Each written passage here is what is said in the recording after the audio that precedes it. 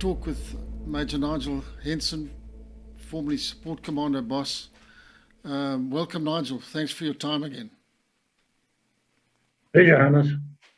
Nigel, I must just tell you, I'm getting a lot of people contacting me who are pretty blown away by what you've been telling us.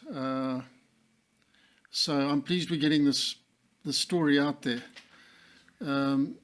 But picking up where we left off, we were right in the thick of talking about Fire Force, and you were telling us about how the enemy tactics changed, which I found very interesting as they adapted to try and deal with what was being thrown at them.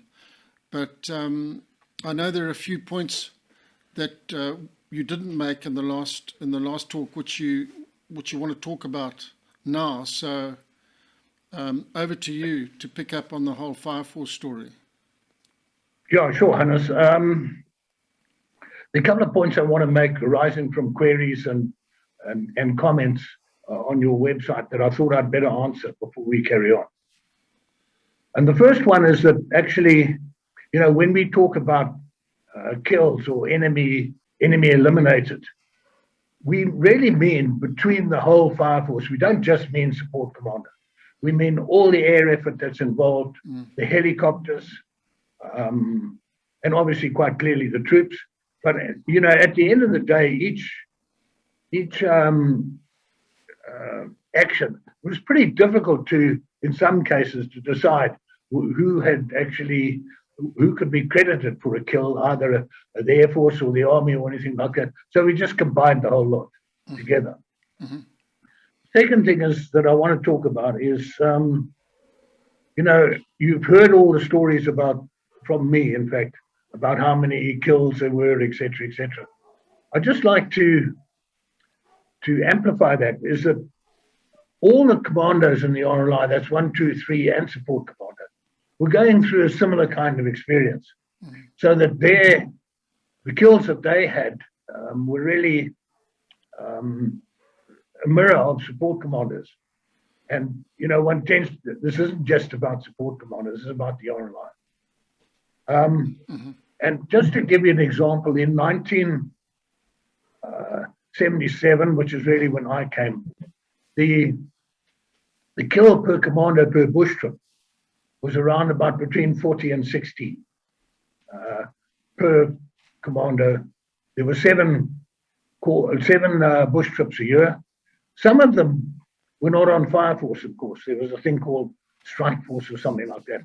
So, I'm just saying that if you want to look at the average, say, 1977, there's probably 1,400 kills in the whole of the RLI. 1978, there was 50 to 70 kills per bush trip for each commando. Therefore, there was probably 1,900 to 2,000 enemy eliminated in that year. And in 79, which is when things really got tough, there was probably 100 to 150 enemy eliminated in each bush trip per commando. So you're looking at a total of about 3,500 to 4,000 enemy eliminated in the year 1979. There's been another question, of course, about how did this whole concept originate? And I just want to run through it very quickly. When the Salute Scouts started getting deployed, it became obvious with their OP tactic and that kind of thing that there was a requirement for a quick reaction force. Mm-hmm. And in those days, we never had the thing called the KCAR. So what would happen in the early days is that the Salute Scouts or Air Recce, Peter Boyer or Cocky Benneker would find a target, and a couple of G-cars would head out there to have a look at it. And maybe the light aircraft or the TROG or the links that had found it loose, would actually put it in an airstrike, and then these G-cars would try and envelop the area. And we hadn't at that stage heard of the 20mm cannon. Well, in 72, 73, we started interfacing a lot with the Portuguese army in Mozambique, in eastern Mozambique. And on one particular trip, suddenly there was a 20 millimeter cannon put into an Alouette they had. They never had very many, but we looked at this thing with great interest.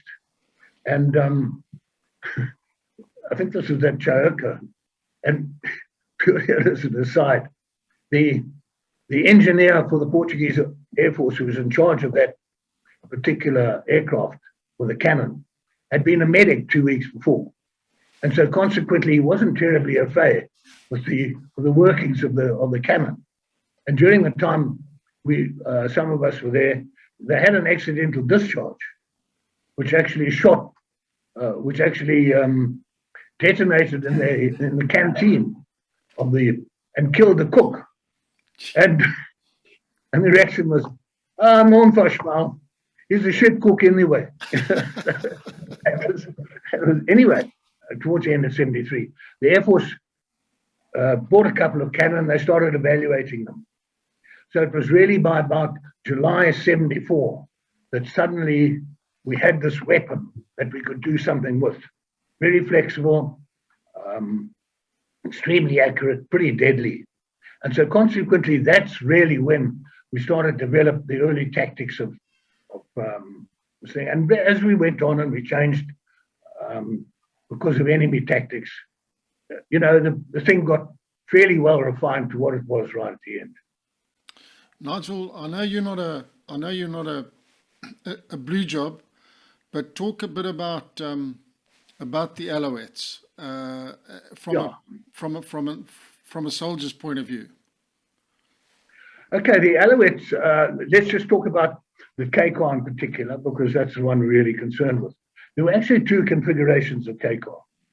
One was a 20 millimeter cannon, and I think it carried about 1,200 rounds or something like that in the ammo compartment. And then there was another one which came on later in the war, I think at about the beginning of, or the middle of 77 or something like that, which was a KCAR called a Dalmatian Fit. And that had 4 Browning 303 machine guns slaved together so that they were looking at the same target all the time. And I think, if I remember rightly, I think the tech had a head-up display in his helmet, which everywhere he looked, the guns traveled. And actually, it was an extremely effective weapon, particularly in like plowed lands and that sort of thing, where there wasn't too much granite or heavy copies or something like that, because it covered an area, each burst covered an area of about 20 meters by 20 meters with rounds every few inches. So anyone caught in that kind of frame was going to get hit. So it actually was very good. The main disadvantage of that thing was, of course, that operating with a fairly old machine gun, the Browning, it tended to have a lot of stoppages. And you had to be very careful with it, which made it difficult for helicopter operations, because dirt and that kind of thing in the mechanisms really made it pretty unreliable. So it was actually a great shame. And, on one or two contacts where they used it well, or operated well, it was extremely effective. But generally speaking, I mean, if you had a period of sustained firing with this thing, after a bit, the 1 or 2 guns would stop, and then eventually it became no better than a GCOM. The battle durability of the Alouette was something quite extraordinary, because it never, as far as I can recall, you actually had to kill the pilot or disable the pilot before the aircraft shot down.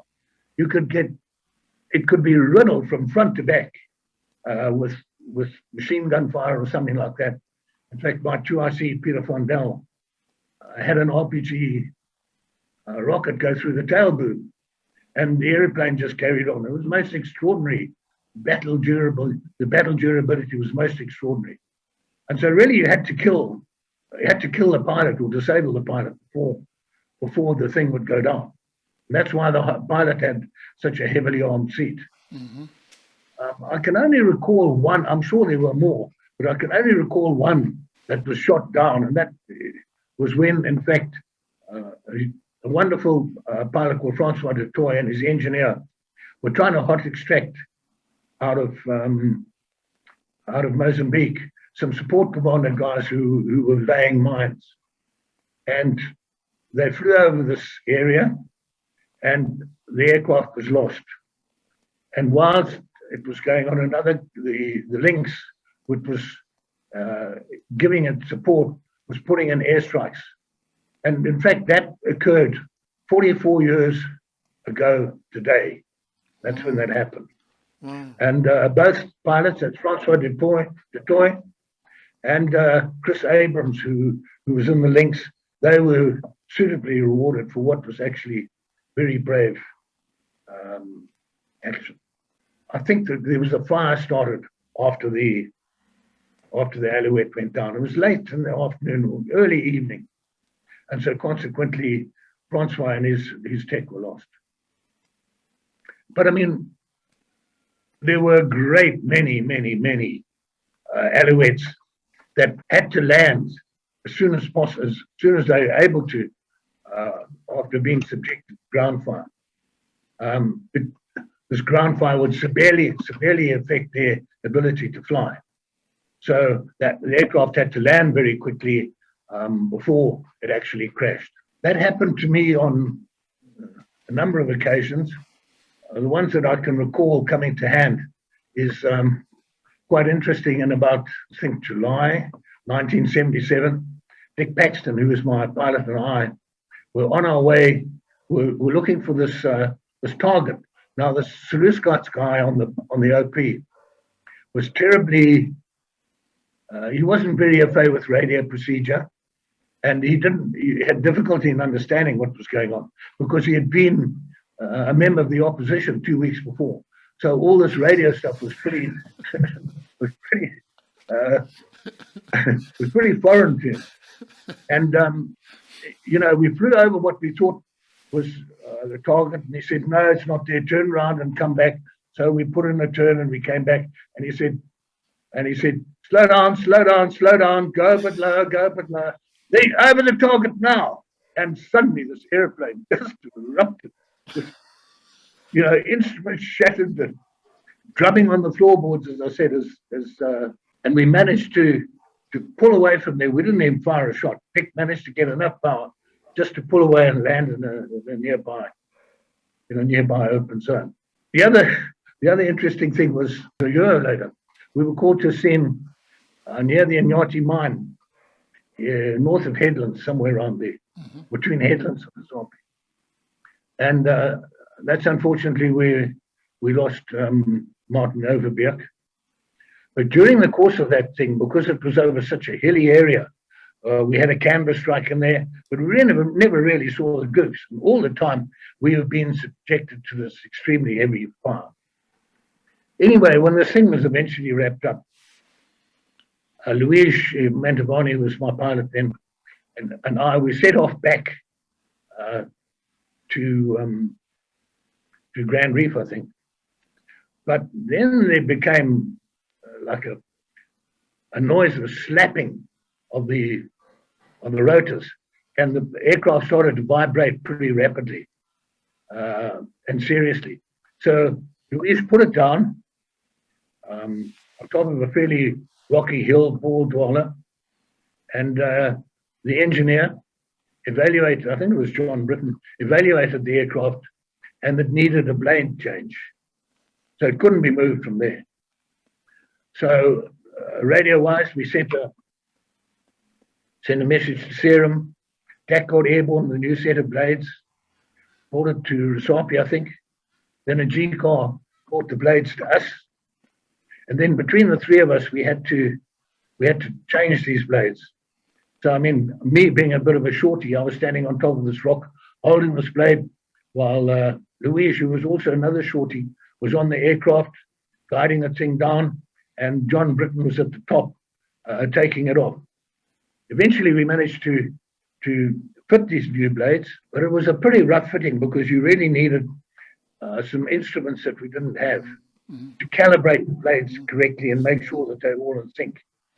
But anyway, we took off. There's still a fair amount of vibration, but if the blades weren't properly aligned, the turbine used to get pretty hot. So we would go a few kilometers, land somewhere safe, let the turbine cool down a bit, and then take off again and go another few kilometers. Eventually we got home like that. One other instance that I can recall was Ray Fitzpatrick, who was a wonderful KCOR commander that I neglected to mention earlier.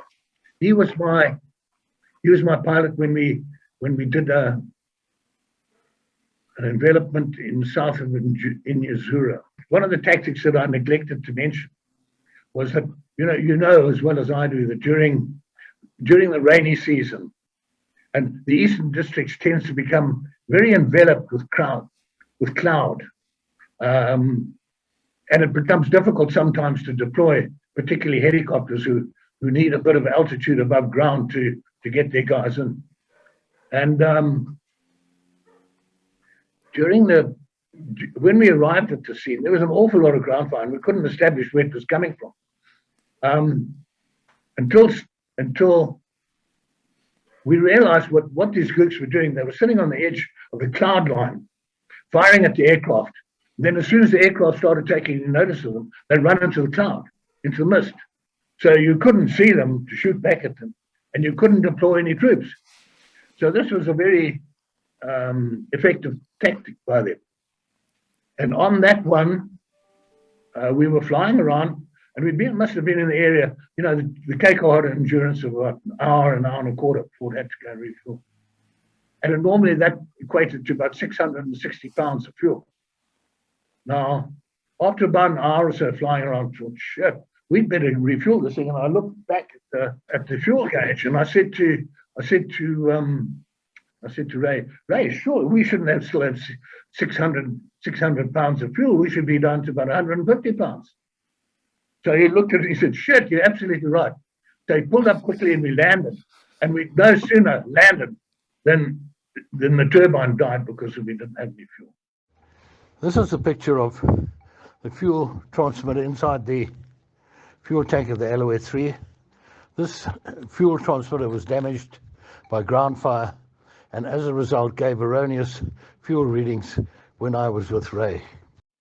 So that was another one. But I mean, there were numerous instances like that where things like that occurred. Al Thorogood, didn't you have an Oh, incident? yes, sure. It's quite funny. Shortly afterwards, we got called to a scene, again, more or less in the same area, and again, more or less with cloud. And we arrived there, and the Gooks were doing the same normal thing, running in and out of the cloud, shooting the aircraft. And one aircraft was very badly damaged. I think it was flown by Pete Nichols, had to be put on a hill. And it was a bit of a problem because we had to put a stick there to look after it, because 1 minute it was in cloud, next minute it wasn't in cloud, sitting on top of this hill. And it could easily have been an attack by the Goose, could have easily taken place on it. Anyway, whilst we were flying around, we were a bit short of aircraft. I think we only had 2 or 3 aircraft there. We heard Al Thorogood call up. He wasn't on the fire force at all. I think he was on OCU, Operational Conversion Unit training, because he'd just been moved to 7th Squadron. Calling up Grand Reef saying, Grand Reef, I'm bringing a relief aircraft to you. And this aircraft was brand new. I think it had something like 20 hours or something on. And we said, hey, Thorogood, come over here. So we called Al over there. And I think Pete Nichols took his aircraft. And during the course of this action, which lasted about 4 or 5 hours, Al's aircraft got shot from front to back and sideways and everywhere. And at the end of the contract, we landed. We gave Al his airplane back. Now I'd got 25 hours on and virtually disabled because it had been shot up so badly. He returned to Serum. So there you had a brand new aeroplane returning to Serum. I don't know what the warrant officer in charge of engineering at Serum said to got back because this aeroplane was pretty shot to pieces. I know it's always hard to point out specifics, but just looking back, I know a lot of people want to know about acts of bravery that really caught your attention. And I'm sure there were a multitude that did so in the course of your combat career. But maybe you can just talk us through a few of those that really stood out. Sure. We're going to talk about some of the brave things, some of the hairy things, some of the humorous things. And this particular day that I'm talking about, it encompassed all three, because we were Fire Force at Fort Vic, and we got called out to, the Fire Force activated by a thing called a Roadrunner. Now, most people haven't heard of a Roadrunner. What it is an omnidirectional beacon, and the special branch used to fit them into various electrical devices in the hopes, and plant them in the rural stores in the hope that one of them would actually come into the hands of the goose. And this thing was, as I said, it was an omnidirectional beacon, and on the little radio that it was fitted in, when you turn the radio off, that's the only time the beacon came on. When the radio was playing normally, the beacon was off. Here is the photograph of a supersonic champ, the particular host of the Roadrunner, and used extensively not only by security forces, but also by many people living in rural areas. So generally speaking, the idea was that you'd fly over the goose somewhere, and they'd been playing their radios and talking to their girlfriends and all the rest of it, and they would hear the Fire Force coming, they would turn the radio off, which then gave a pretty good signal for the aircraft to zone in. Now the chopper couldn't really zone in on this beacon, so we had to have, in this case, we set off. We had a PRAW aircraft with us, and we had a Lynx.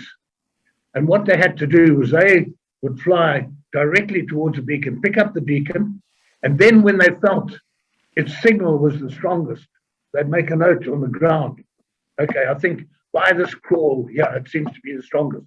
Then we would get the other aircraft to vector it from the other side, and he would say, okay, my strongest point is here. So then we would, by interception, we would work out that actually the radio seemed to be in that particular area. So as I say, this was just south and to the west of Birchenough Bridge. We refueled on the way, and we arrived over here at the target, and the PRAW and the Lynx had already more or less vectored this Target. And it was quite difficult because it was an absolutely open area of ground. There was like one or two mahorba trees and tiny little rocky kopjes, only about a couple of 100 meters in circumference, and they weren't very big. And we vectored. So eventually what happened was I decided, okay, that was perhaps the strongest place. And there was a tiny little rocky knoll set with a couple of mahorba trees on. And I put the guys down so that no one could run away from the place. And we, the other troops in the area were an RAR platoon, 2 RAR platoon. So we called them, we went and got them to actually help because I didn't have too many guns. And we started sweeping, towards this knoll. And as I say, it wasn't very high. It couldn't have been more than 20 or 30 meters high, not very big. And then suddenly I got a call on the radio that actually the guy in charge of the RAR platoon had investigated a little cave that was on the knoll. and he'd been shot inside, and he was inside the cave. So I kept getting very intermittent transmissions about what was happening there. But I mean, there was this young officer, really nice guy called Jeremy Fisher, second lieutenant. I don't think he'd been in the RAL very long. He was lying somewhere in this cave. And so we had to get him out. And my dear friend Russell Phillips stepped to the fore. And apparently in this cave, there wasn't even room to use a rifle. So he got in there with a pistol. And he went down into this cave, and you know, I wasn't on the scene. I mean, I felt quite helpless up there in the cakewalk. But he did away with a couple of the enemy, then went back out because he'd run out of ammunition. Our pistol only carried about a dozen rounds. Reloaded, went back into the cave, dispatched another couple of them, and eventually the area was secure enough that actually we could get poor Jeremy Fisher out. And he was still alive at that stage, but I mean, we sent off a GCOS straight away, and he to Casevac him, and unfortunately, he died shortly afterwards. So there was one act of tragedy, another act of bravery, and the sequel to this was the weather started getting quite bad, and Dick Paxton was my pilot, and we decided, okay, we better get back to Fort Vic. This was an early evening. So we set off, and I think there were 2 G-cars following us.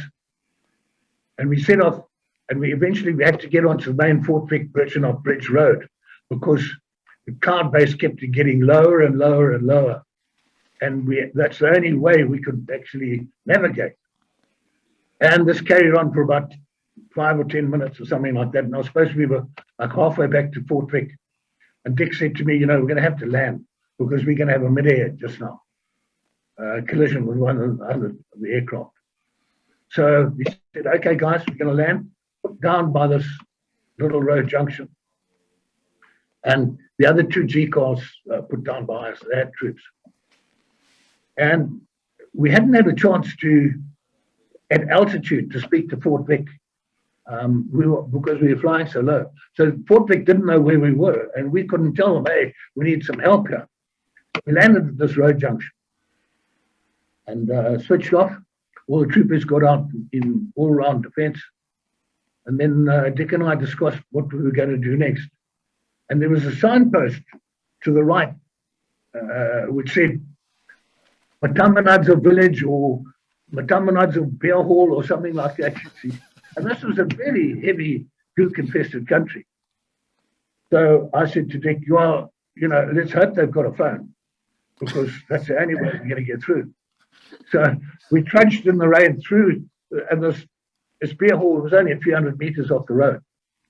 We trudged our way through there, and as we arrived, there was the most monstrous party going on. So and it was dark. So I said to Paxton, what are we going to do here?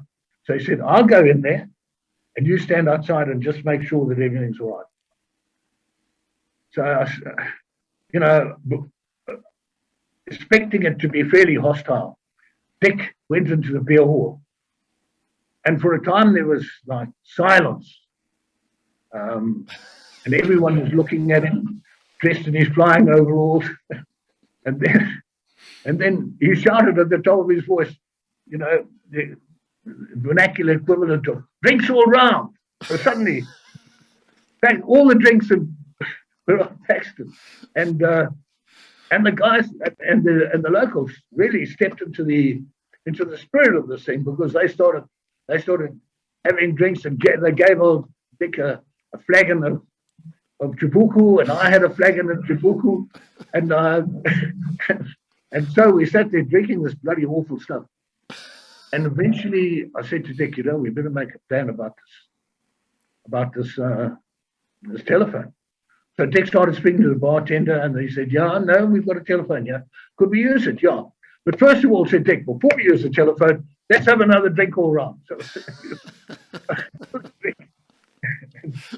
and Dick sniveled away and made this phone call to the jock at Fort Pick and told him, please send some ground help for us to secure the aircraft. And now this party was really getting into its own stride. And after about 3 or 4 Jibukus, I was a little bit lost. So I said, anyway, listen, guys, we've got to go now. But before we go, drinks all round. So again, we had and by then we were the favorites of the locals, we really were. So the local headman had a bicycle and the barman had a bicycle. And they insisted, and they'd carry us. They insisted that Dick get on the back of one bicycle. I got on the back of the other. They took us back to where the aircraft was. So we arrived back there, having consumed a fair amount of Chibuku. And that was the end of that. About an hour later, after we got back, the RAR had sent a platoon that secured the area properly, because it was a fairly hot area there. And we didn't know we were going to get interfered by the tourists. And we jumped on the RAR vehicles, went back to Fort Vic. The following day, we came back and recovered the aircraft. So that was one scene where you got tragedy, you got bravery, and you got humor, all locked up in that one particular day. Some of the, as I say, Russell Phillips was the most extraordinarily brave guy. We went out to another scene that I'll tell you about a little bit later. But I mean, he, as the aircraft, Willie Knight's aircraft was coming into land to deposit Russell's stick, he saw the goose that were firing at the aircraft when it was like in the hover about 10 feet above the ground. So he just jumped out of the aircraft. And Willie Knight suddenly saw them and he just pulled power and away he went. So there was Phillips left on the ground. By himself. And he started getting stuck into these guys. And then eventually we came back, put some suppressing fire in by in the area where we thought the gooks were, and then put some more guys in there.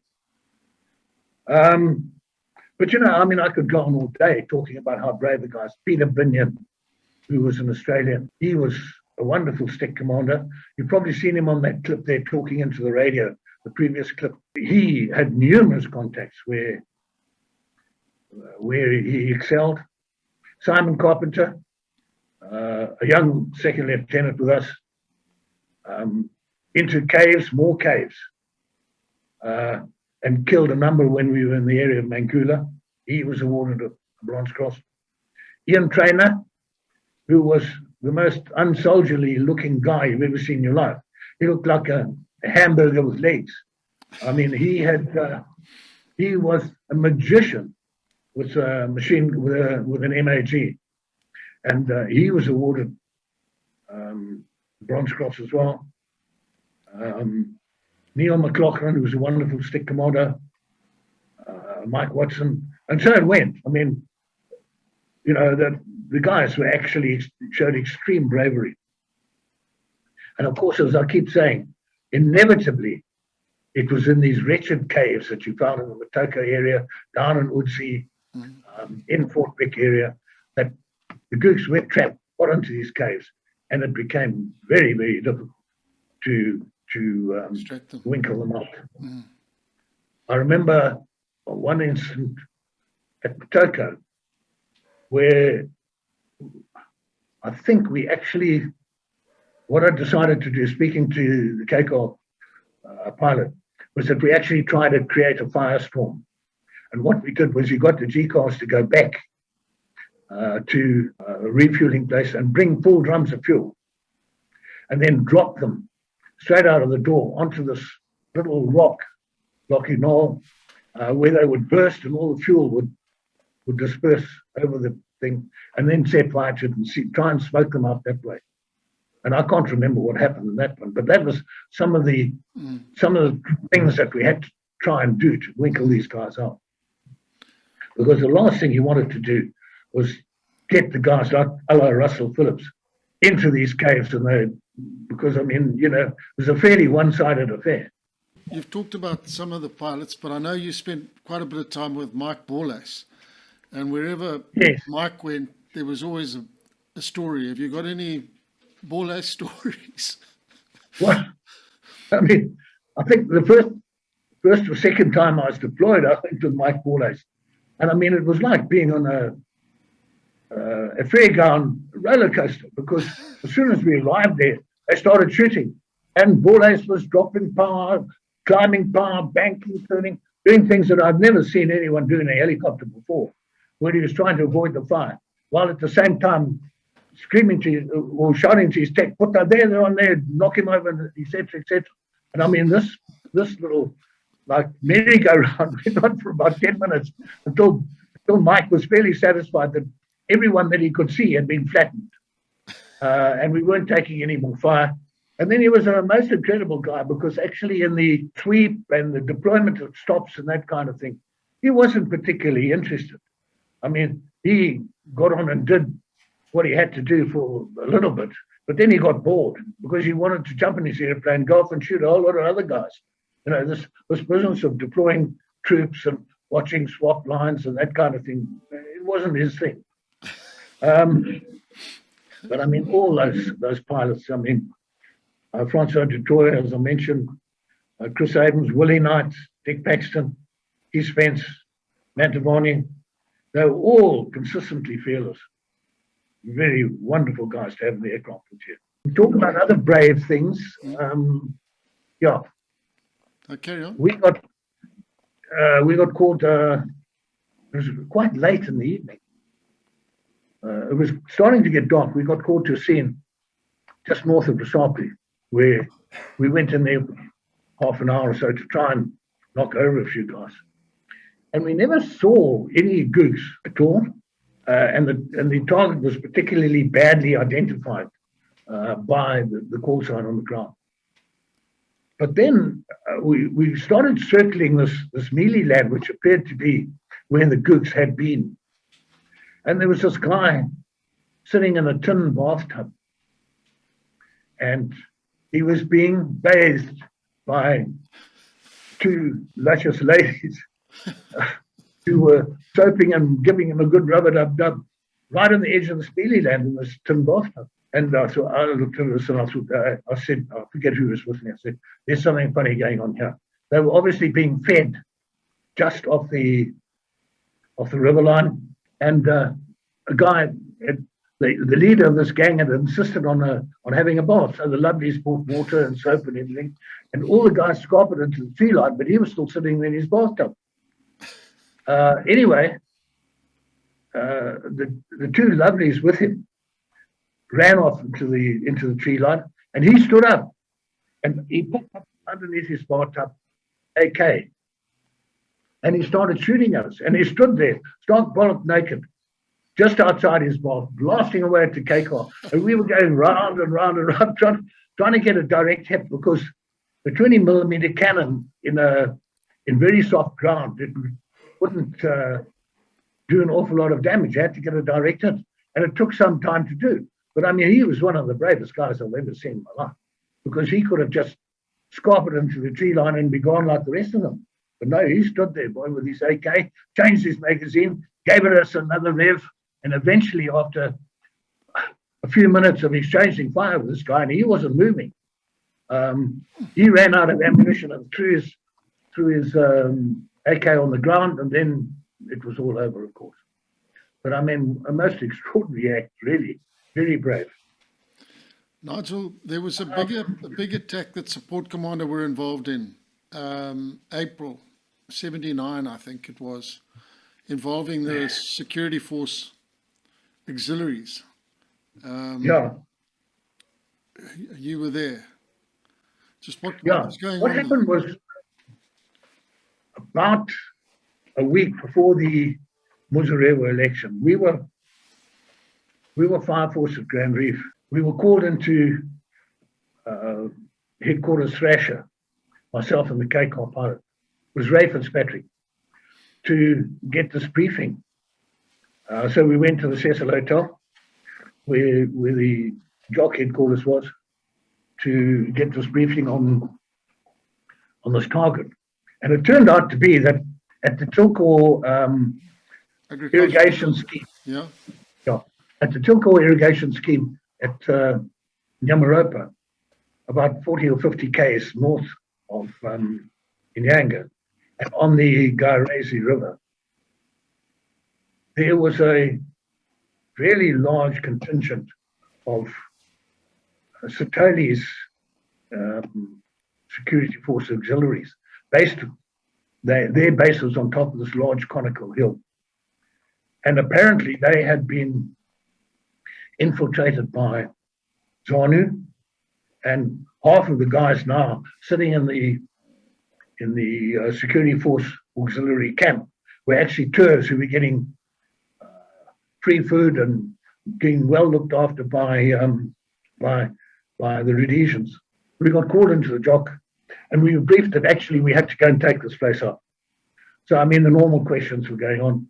I said to them initially, I said, but I mean, this guy is going into election in a week's time. How can you, this will look terrible? I mean, you're going to go and wipe out all his guys, and he's meant to, won't look too good.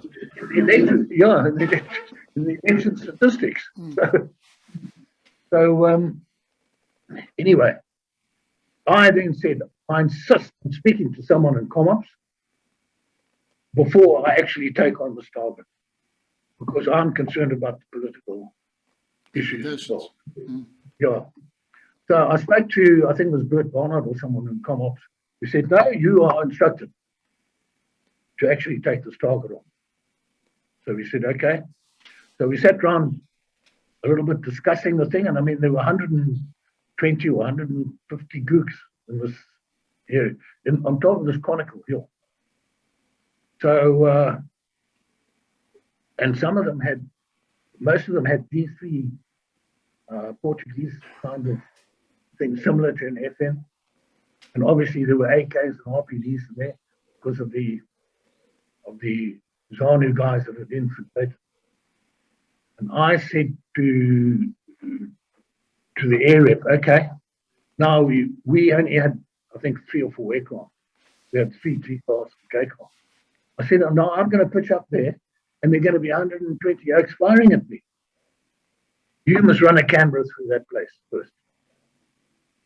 So that's what the plan was. We set off first light from Grand Reef, and camera was 300 bouncing bombs on it. We're sitting at an IP when we were about 5 minutes out, and we told it, we had made a plan, told it to run in, and it went over this hill and dispersed all its bombs. And then we arrived overhead, and we proceeded to eliminate all the guys that were there. The call sign that actually called us in was an SAS call sign under McIntosh, who was quite specific about the fact that there were a large number of tours there, and that they were causing all kinds of problems with the security force auxiliaries. So altogether, we got fired a little bit we got fired upon a little bit when we arrived, and then after the camera had been through them, they obviously lost interest. We landed the Paris in the mealie field and the hill core irrigation thing, and we surrounded the place and swept through it, and there was an awful lot of bodies by the time we'd finished. Nigel, you haven't told us, I know most of the commandos went external. Support Commando certainly did. Tell us about some of your external operations that you were involved in. Yeah, I took over Support Commando in May 77, and in, I think it was about September, we were down Fire Force at Cherezi, and Jock Repulse mounted an external into the Mapai area. The Fire Force Support Commando had to go in first. It was on the banks of the Limpopo River. There was rumored to be a large tour camp. So I set off, went down there. We put in a couple of airstrikes, and it actually was deserted. But all my troopers were on the ground, and the helicopters had been recalled quickly to Cherezi because another target had appeared, and 2RR were going down a little bit further down the river. So they took all the aircraft. I can't remember. I think there was a necessity for a DAC to go and resupply 2 further down the river. So I thought to myself, well, let me jump in this deck and parachute in to where my guys are as it goes fast, so we can search for this, give a good search well this camp, which is what we did. And I parachuted into the Mapai River. My guys come and fished me out, took me up to the top of the hill, and early the next morning, I think Simon Muller was the troop commander. Early the next morning, we started searching this place, and we didn't find anything for a bit until, we started noticing that there were funny little twigs pointing this way and pointing that way, and the scuff marks on the trees and that sort of thing. And gradually realized this was all kind of like Bushman sign language. And suddenly we understood what was going on, and we unearthed an awful lot of weapons, SKSs, landmines, AKs, which eventually were taken on. The other ops that Support Commando went on externally, there was obviously Dingo 2, which was attack on Tembwe in northern Mozambique. There was the SAS in 2 decks, and Support Commando in 2 decks, and we flew all the way to Tembwe, which was like a 2-hour flight, sitting there with all the parachute paraphernalia all over you. Landed there. It was lovely coming down and sitting in your parachute and watching all the hunters and everyone take on these targets as you were floating down. Got on the ground, started sweeping, and as we were sweeping along, I mean, there were a lot of the enemy running towards us because they'd been dispersed by the air attacks, so we counted for quite a lot of them. I would think maybe 100, 120, something like that. By the time we arrived at the main camp, which is on the edge of the river. And then later on that day, we were choppered out again back to Mount Darwin. But it was a very, very difficult logistical exercise, because there was like 100 guys on the ground, maybe chopper refueling teams and that sort of thing, which had to be taken this whole distance away. Back. It was like an hour and 3/4 flying time in the chopper, about same distance from Salisbury to the target was 2 hours. In late '78, 3 Commando, and there was this whole green leader thing done outside Lusaka, and then there was a series of attacks on various camps. CGT2, which was Central Guerrilla Training. Okay, so we had to jump in there, myself and Bruce Nelgold from 3 Commando, and it was fairly late in the evening, and it was not the ideal time to put in an attack, because you got into any kind of trouble, suddenly it was darkness. Anyway, we swept as fast as we could up to this target, and fortunately the target had been emptied.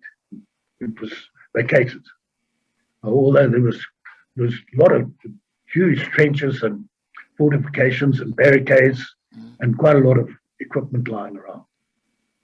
So then, because of the logistics of this exercise and all the other camps that were being attacked by the SAS and various other people, we had to wait a couple of days before the aircraft became available to chop us on. And then late in '79, Support Commando played quite a big part in Op Uric, which was the attack on Mapai and down where all the communications were disrupted between Maputo and the rest of Mozambique. There were a lot of mining done, as far as I remember.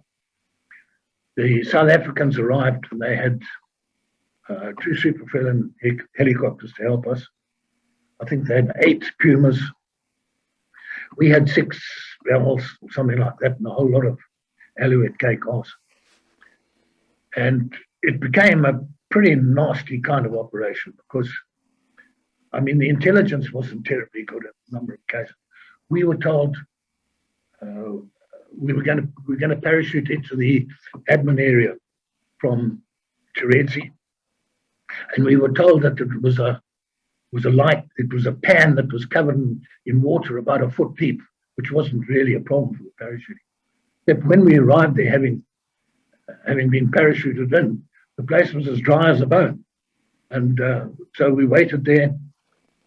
Frelimo came and made a brief attack, or made a recce on the area. And Pete Fondel was injured. And he was the guy that was in charge of one commando detachment. And the next day, we all boarded the helicopters and we set out for this attack on Mapai. Now, there's been a lot written about it. And I was sitting with my CSM with our legs out the door of the Puma, and we could see in the distance, as we approached the target, all the jet effort going in on Mapai Central. And suddenly there was this puff of black smoke to the right of us. We were the lead aircraft. And Graham said to me, my brother's in that aircraft, I'm sure it's down. I said, no, that was just wasn't an aircraft shot down. Your brother wasn't in it, etc.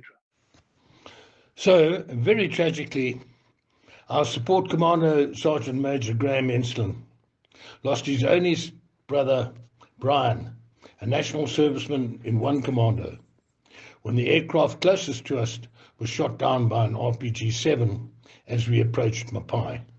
Anyway, we landed and we started to sweep towards Mapai along this arterial road. There was the SAS on the left of us. Garth Barrett, I think, was there. He had a lot of guys and the support commander on the right. And it became barely apparent as we moved towards Mapai proper that this was a very heavily fortified position. Because every time hunters or the Canberras made strikes, the aircraft would just disappear in clouds and clouds of flak as it dived in. And there were all kinds of heavy anti-aircraft weapons going off all the time, rockets and bangs on the ground. And the SAS, we carried on advancing towards the target, as I say, support commander was on the right. And we were all dressed in our Fire Force kit, which was basically 2 magazines each and a couple of grenades and a 60mm mortar. Well, it wasn't going to do much damage against all the tanks and the heavily armored vehicles that were waiting in Mapai for us.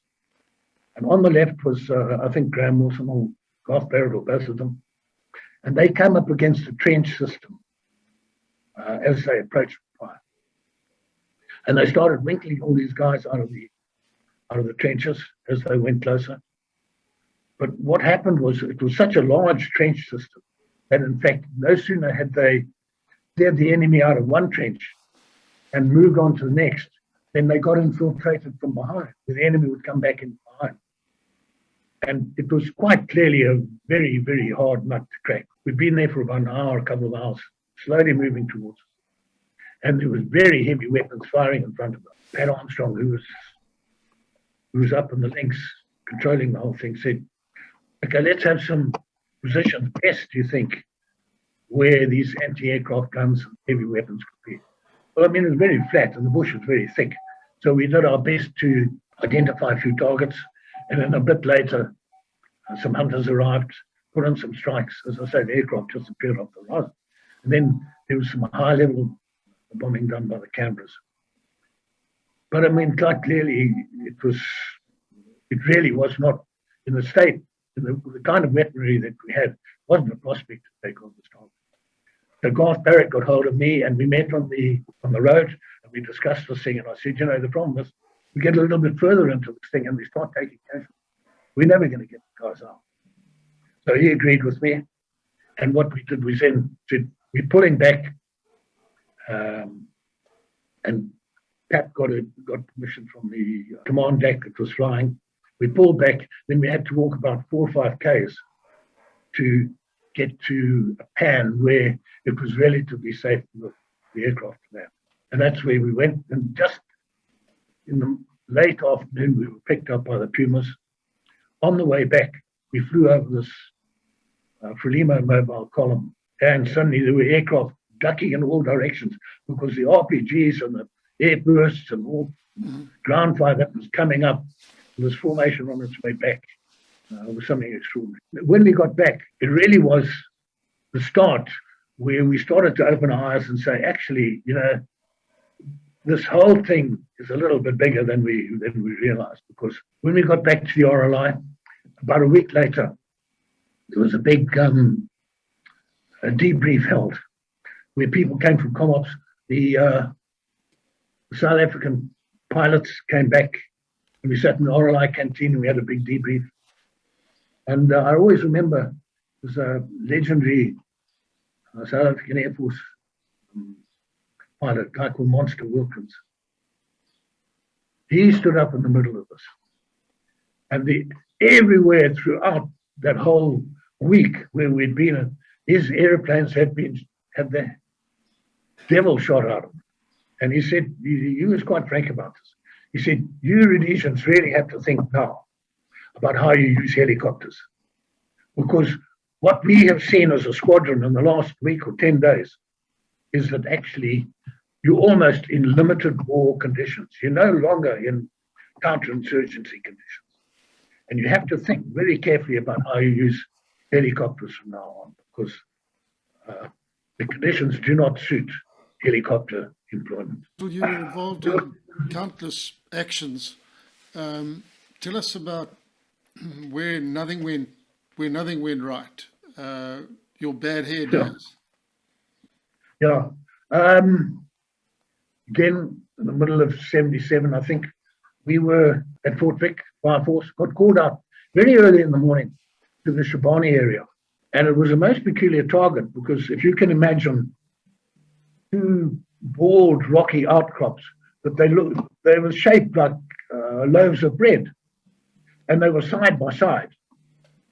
And there was a ravine in between them that couldn't have been more than about 50 or 60 meters wide. And these features ran for nearly a kilometer. Anyway, when we arrived over the target, the whole thing was in shadow. You couldn't see into this ravine at all. And the one hill obscured a large amount of the other hill. And the OP, who could see the goods, was actually down in the shadow. So he could see them all, but we could see nothing from the top. As we arrived there, Dick Baxter was our pilot, and we flew low over this ravine. We had the devil knocked out of a ground fire, but we could see nothing. And the other problem was that, the OP kept saying to us, they're running over there, can't you see them? Can't you see them? No, we could see nothing. We then made one very low pass through the ravine. And boy, you could vaguely see people running underneath you, stacks of them, colored clothing. And the ground fire coming up was quite intense. Anyway, we knew that they were in this ravine.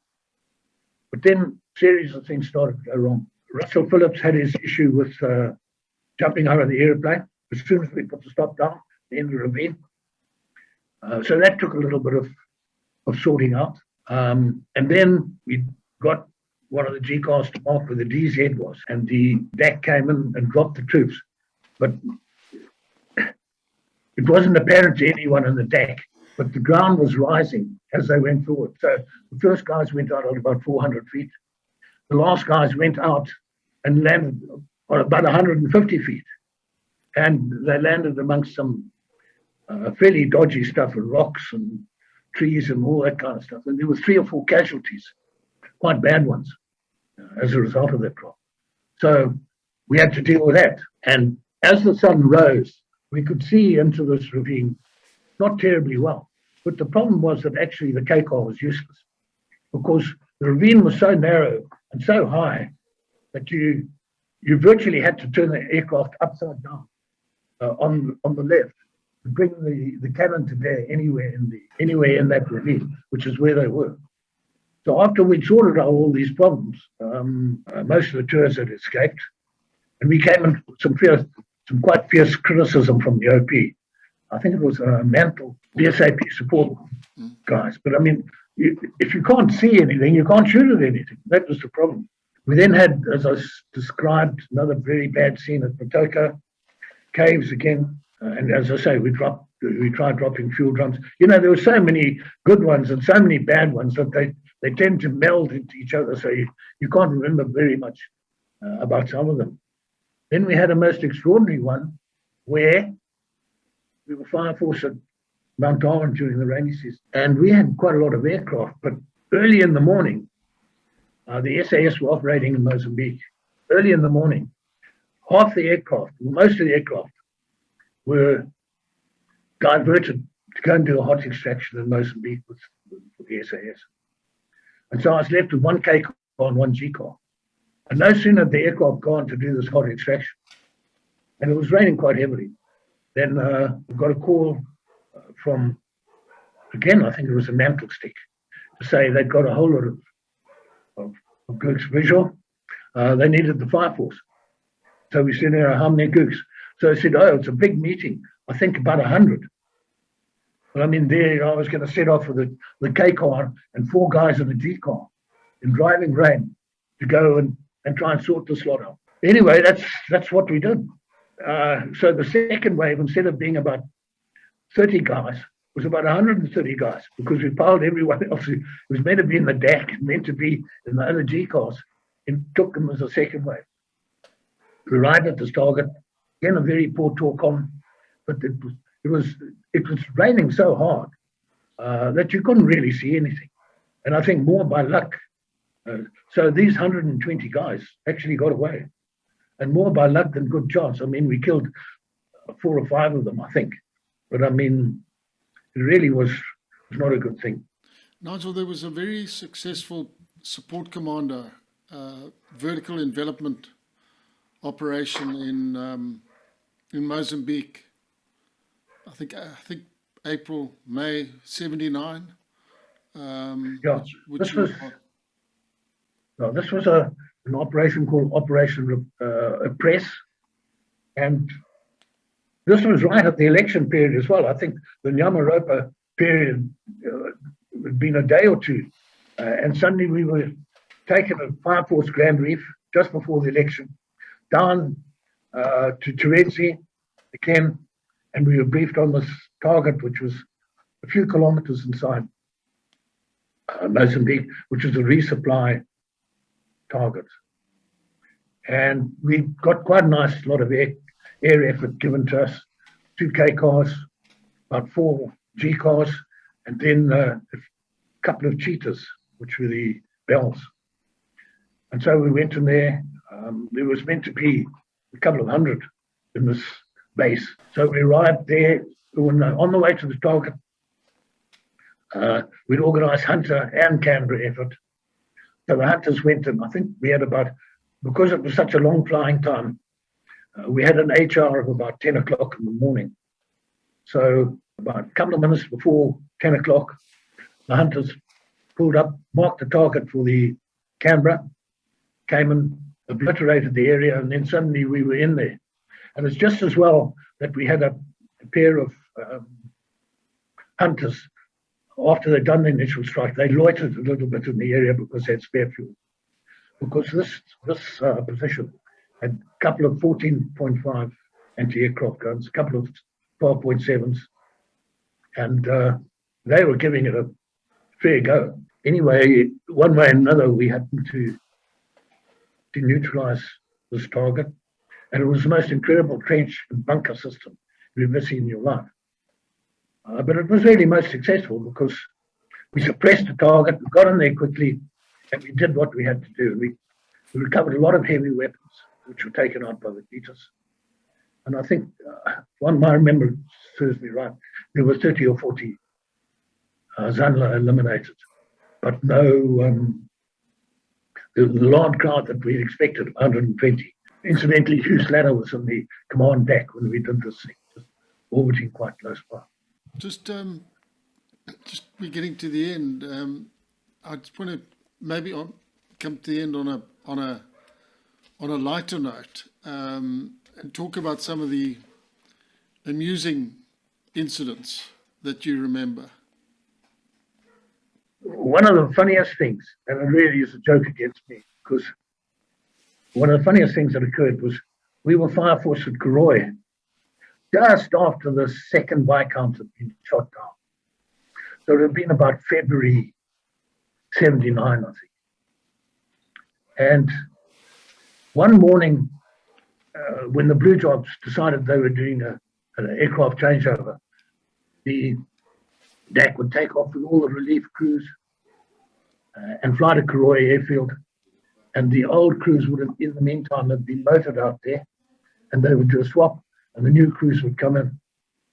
Well, that whole exercise took about an hour and a half, something like that. So we only had one crew, which happened to be a guy called Bam Bam Master, who was the K-car pilot. And there were, apart from that, there were no other crews for the helicopters. And, it was just luck. But as soon as they had departed, they'd been gone about 10 minutes or something. The relief, the guys who were going back on R&R. We got a call to the police station. So Bam Bam and I went up there, and there's the jock guy said, please, can you help us? Can you do something? Link's mine, which was a graphite mine between Karoi and Makuti, was being attacked. There was a lady on the Agric Alert or something like that, I think it was the mine manager's wife. It wasn't a very large mine. I think there were only a few Europeans there, and plus quite a large contingent of African laborers being attacked, and this lady was quite hysterical on that then. So we listened to all of this, and we were listening to the Agric Alert that was going on. And they said, please, can't you guys do something? So I said to Bam Bam, I said, what can we do? He said, look, I don't know, sir, but we got nothing. There's you and me. I haven't even got a tech here. He's being changed up. I said to him, I thought, okay, big deal, Henson. Okay, Bam Bam, you know what we'll do? I'll go as a tech, and you fly the airplane, and we'll charge off and see if we can help these people, the K-car. I don't think Bam Bam was particularly enthusiastic this plan, but eventually, so as we took off from just before takeoff, you've got to take the K-car barrel out of its sheath and connect it to the cannon. So I did that, and our Bam Bam wound up the airplane, and just as we're about to take off, he said to me, are you sure that barrel's secure? Because there's a particular way of securing the thing. I said, of course, I mean, the Pope a Catholic. So eventually, of course I know what I'm doing. I've seen the barrel connected 200 times before. So we took off, and it was only about 10 minutes, 15 minutes behind time.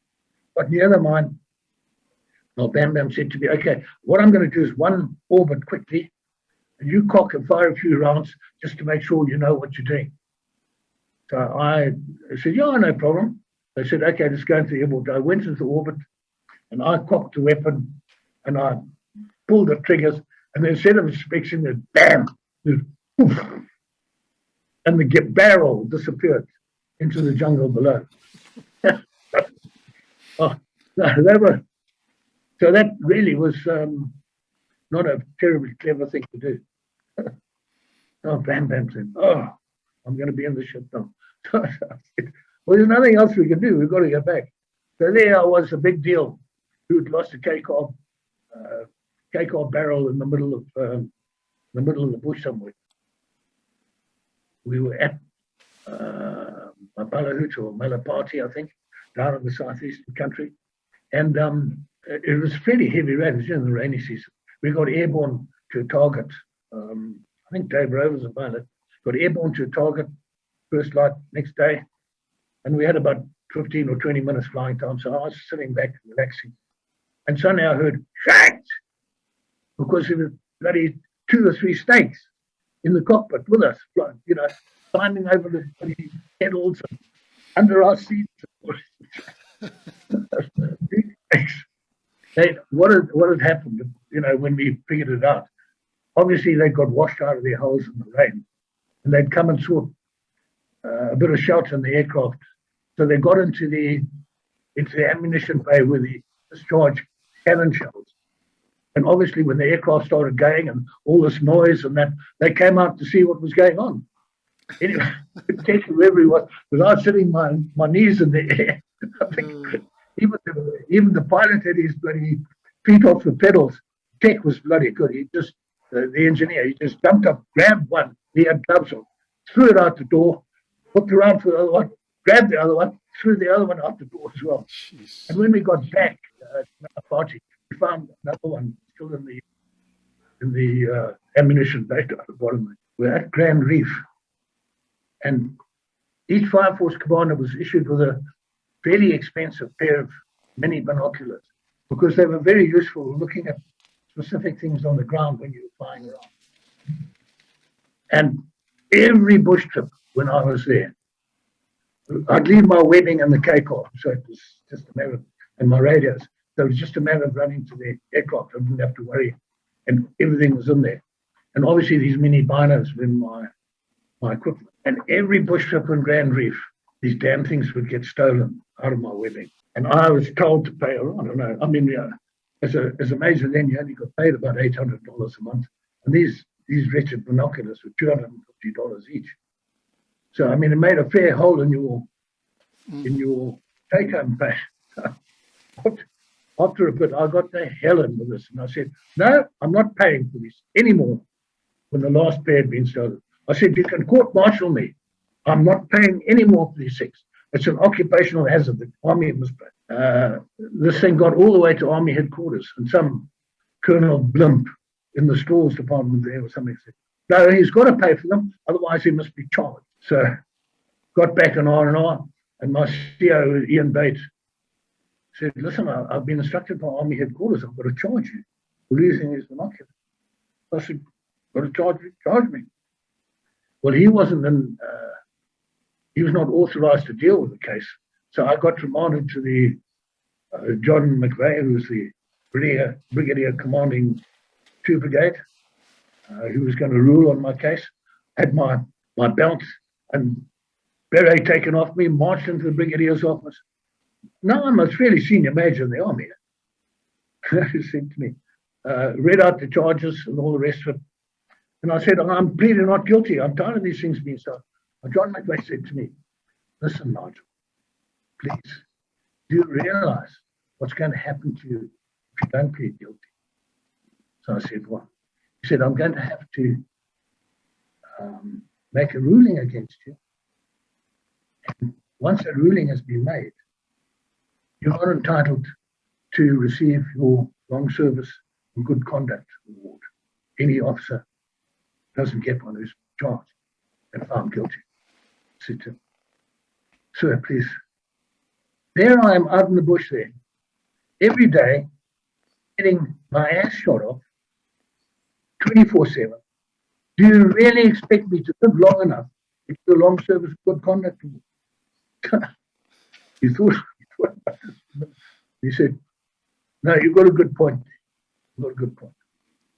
So he said, you know what, Nigel, please, for your sake, my sake, because I find this a little bit, is accept the fact that you're going to pay for these fellows. Otherwise, you're going to leave me in a very awkward position. And being such a good guy, John McLeod said, okay, don't worry about it. I'll pay for them. And that was really the kind of the peacetime army that we lived in. We had to put up with that kind of. Before I know you want to pay some sort of a tribute to the regiment and to the chaps you served with, but before we talk about that, a person of great interest to a lot of people was Lord Richard Cecil, or Cecil, yes, as I believe it's correctly pronounced, who was the Marquess of Salisbury's family, came out to, I believe, actually wanted to join the army, but it was felt, I think P.K. van der Bijl was influential in persuading him to come in as a journalist and try and get us a little bit of a better press. But you had something to do with Richard. Yeah, Richard was attached to us twice, early in 1977 and later in 77, around about September. And the clip that you see that we've showed already in previous editions was filmed by Nick Downey, who is his cameraman, Yes. with Richard actually jumping into the action. And it was terribly sad because Richard was the youngest son of Lord Salisbury, and his elder brother is the current Lord Salisbury. But Richard was a wonderful guy. And unfortunately, he got killed shortly afterwards for two RAR. And there was a memorial service held for him. And his mother came out, and I spoke to her sometime. And at that ceremony, Nick Downey gave me a copy of the film that he'd taken the support command. Okay. And you know, the troopy is now at Hatfield House, which is the Salisbury's Cecil and ancestral home. And quite interesting, if you by St. Martin's in the field, very close to Trafalgar Square, if you go left, there's a little lane up there called St. Martin's Lane, and go up there a couple of hundred meters. And on your left is a pub called the Salisbury, and the building is still owned by the Cecil family. And you go in there, it's the most wonderful pub, always filled with a lot of guys. So my first pilgrimage, I get to London to go in there, and I can hardly recommend the pub to anyone watching this. Yeah, I'm very sad what happened to it. Did Richard spend quite a bit of time with you His mother? in the commando? Yes, yeah. Yes, yeah. Must have spent a couple of weeks early in 1977 with us, then a couple of weeks later when we were at Fort Victoria. I'd also like to pay tribute to the other commandos because, you know, you've heard too much about Support Commando. And all the other commandos in the RLI 1, 2, 3 commandos, they were having the same, and they were, this thing is actually bigger than a Support Commando thing.